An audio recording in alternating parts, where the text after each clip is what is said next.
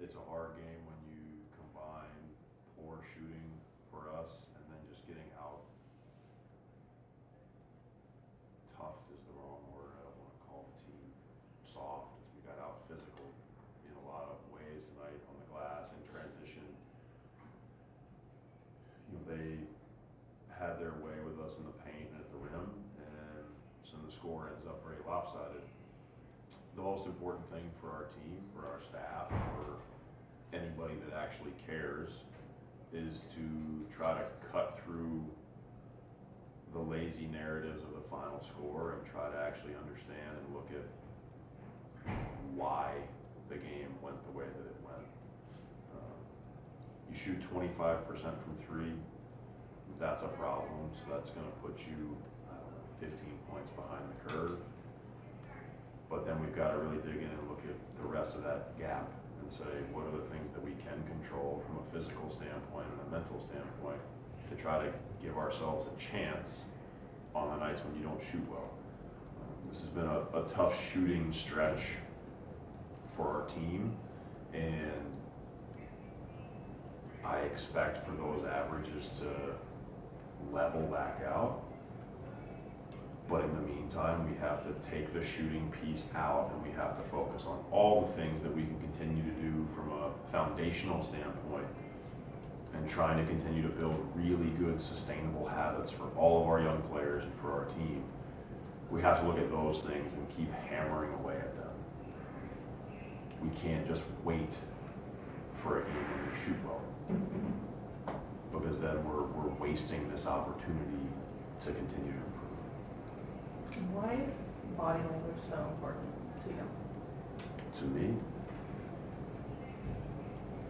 because I am a believer that what you do is important, but how you do it is also important.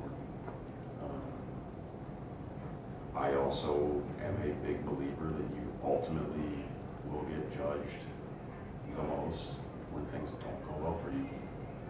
And especially when you're in the NBA, you're in pro sports, people in general are looking for opportunities to pick at you. And they are waiting for you to act spoiled or lazy or weak. And I never want our team or our players to give anybody that satisfaction. I'll never want to give anybody that satisfaction. You know, and there's little things that you can do to continue to carry yourself in a way where you maintain self-respect first, and then you maintain the respect of everybody else around you, that in your toughest moment, you don't run and hide. You don't put your head down, you don't shake your head, you don't point the finger, you don't make excuses, you maintain some accountability, and you keep moving forward. Maybe that's how I was raised. Maybe it's a combination of that plus a lot of people. Weak. And I never want our team or our players to give anybody that satisfaction. I don't ever want to give anybody that satisfaction. You know,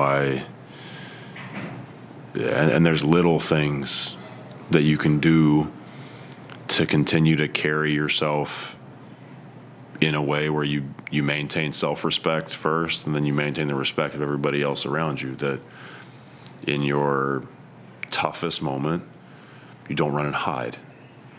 You don't put your head down, you don't shake your head, you don't point the finger, you don't make excuses, you maintain some accountability, and you keep moving forward.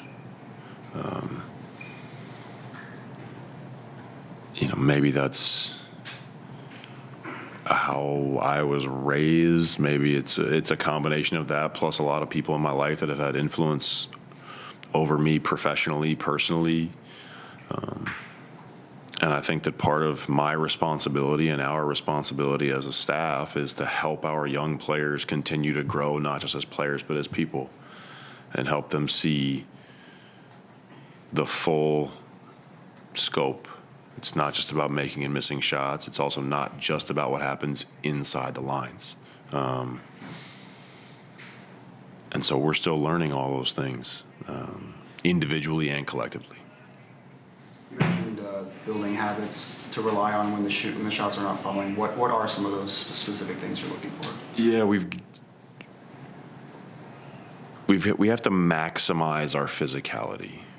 If you and I battle for a rebound and you outweigh me by 30 pounds, or you're 5 years older than me, maybe you're a little stronger than me, those things are already there, but I need to fight at 100% of my physical level to try to make it as tough as possible for you.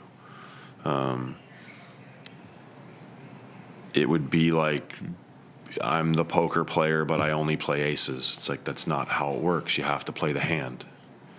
You have to play it to the best of your ability, and then you win some and you lose some, but it doesn't mean that you didn't approach it with like, okay, this is the situation. What's the best thing I can do to give myself the best chance? And there's a lot of individual instances in the game. You know, the game is a series of like individual battles, and then 2-man battles, 3-man battles, 4-man, and then up to 5. And I just think for us, it's about every situation. We have to maximize our physicality, do everything in our power to give ourselves the best chance to be successful. And you understand that some possessions, some games won't go your way.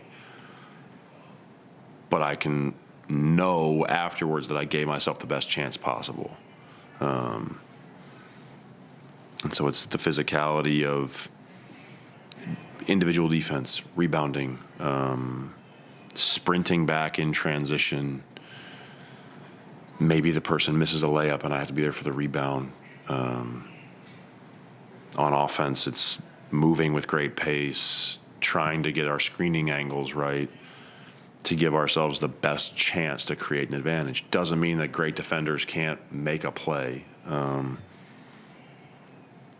And so it's the relentless pursuit of those things that are going to ultimately help us get better. Look at the box score and you take away those things, like looking at shots you didn't make, and just looking at what you did see on the court tonight. What did you like offensively from players? Just the drive and kick and looking for that corner three. What were some things that did stand out for you that you guys can control that you did like? Yeah, I thought that Isaiah did a really good job of applying pressure on the paint and made some very good decisions with the ball. I thought early in the game, Colin really got us going with his pressure on the paint. I thought those two guys in particular did a good job of attacking downhill and either finishing at the rim or drawing defenders and kicking. I look at Johnny, for example, who I think is a very good shooter, and he gets 8 threes off. I don't have the number in front of me, but if my memory's right, I would assume at least 7 of those are catch and shoots. So to still be able to generate those types of looks, Flip has been shooting the ball really well. He gets 6 of them off. Again, I'm pretty sure they were all catch and shoots. Those are good metrics for us that in the half court or even in transition that our guards are doing a good job of trying to generate the right looks for us. So those things continue to be areas that we can lean into as signs of improvement for the guards, because ultimately they have to make most of the decisions. Early in the year, we talked about Keontae improving in terms of getting to the free throw line, and Isaiah's had a couple of nights where he's been able to get there regularly. What has been the process like with him in terms of getting him a little bit more aggressive and trying to draw those fouls? Yeah, I think Isaiah's seen a decent amount of under in pick and roll, and I thought early in the season he was hesitant and trying to make passing reads almost always versus the under. I think now he recognizes that just because somebody goes under, they still have to beat him to the spot. And so I think he's making a lot of plays downhill, being physical with his gather. Early in the season, he got stripped a little bit too much on his gather going downhill, but I think he's done a better job of, once he gets that little bit of an angle, now he's using his gifts, his speed and his strength, and just staying on that line and beating the defender to the spot. I think early in the season he was a little bit, I said careful, but it's also he's trying to make every possession a masterpiece. He's trying to make the perfect read as opposed to understanding that I have the advantage right now. The rules are in my favor, and I just need to beat him to the spot.